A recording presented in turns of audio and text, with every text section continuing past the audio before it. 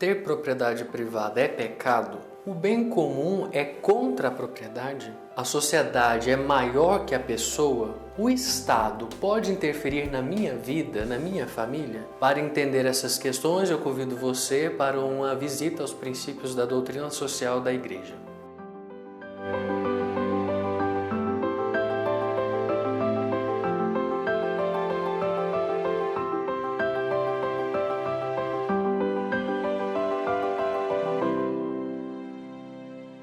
A Igreja, que permanece no mundo e não fora dele, precisa ajudar a pensar o mundo, pensar as atitudes do povo de Deus e também daqueles que não acreditam em Deus. É importante a Igreja desenvolver quase que um tratado sobre a vida social dos povos.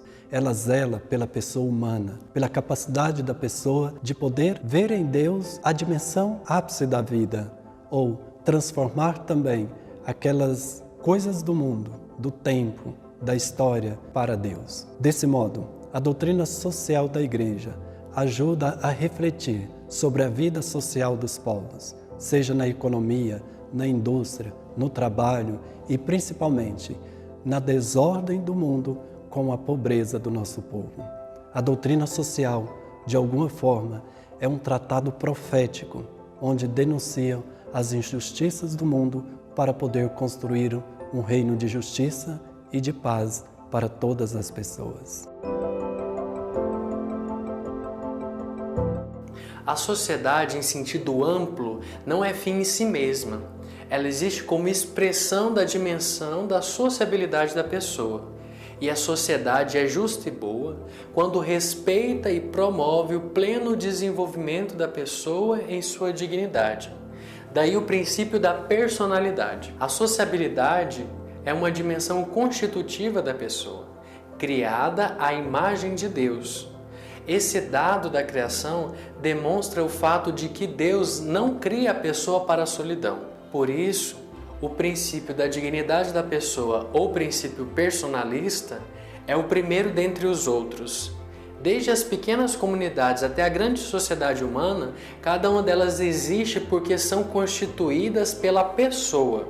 Por isso, as propostas de desenvolvimento social que não consideram a pessoa em sua dignidade são puros discursos, pois não levam em consideração a pessoa, que é a origem e fim da sociedade. Essas propostas de desenvolvimento dissolvem a pessoa e geram formas de coletivismo social sem rosto.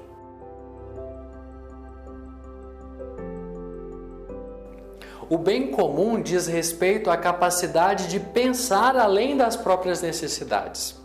Trata-se da disposição dos recursos em vista do pleno desenvolvimento da pessoa, das comunidades das quais ela faz parte e de toda a sociedade em última instância. O princípio do bem comum não exclui o direito à propriedade privada.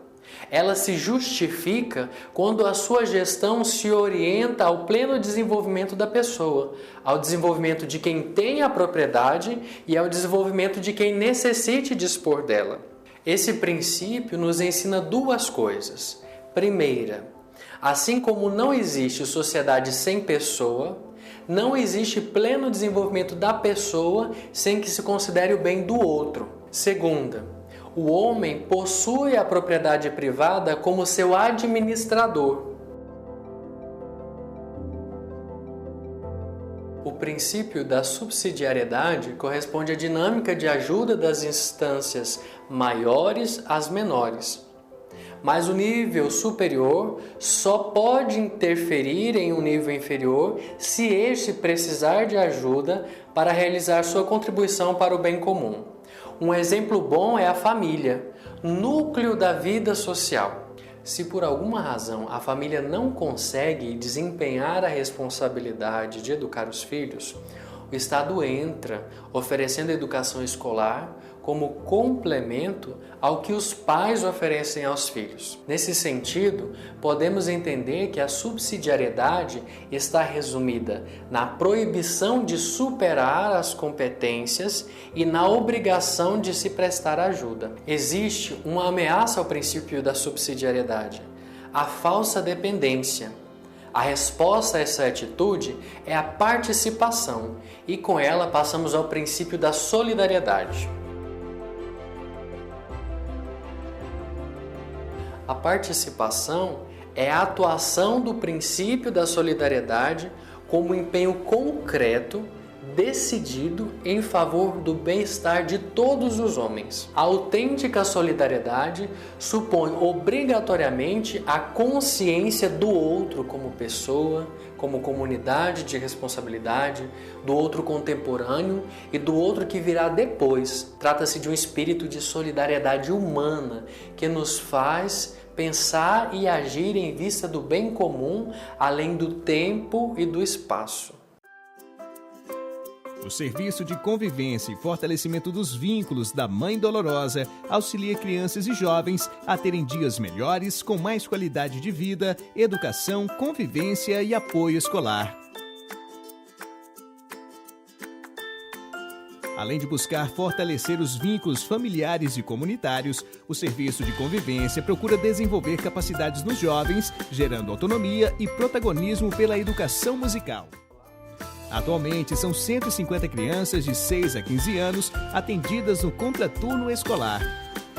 Com atividades multidisciplinares, esses jovens trocam experiências, aprendendo artesanato, realizam práticas desportivas, atividades culturais gerando vínculos, melhor desempenho escolar e, principalmente, o exercício da cidadania. Todas as crianças e adolescentes recebem diariamente refeições de acordo com o período que se encontram em atendimento.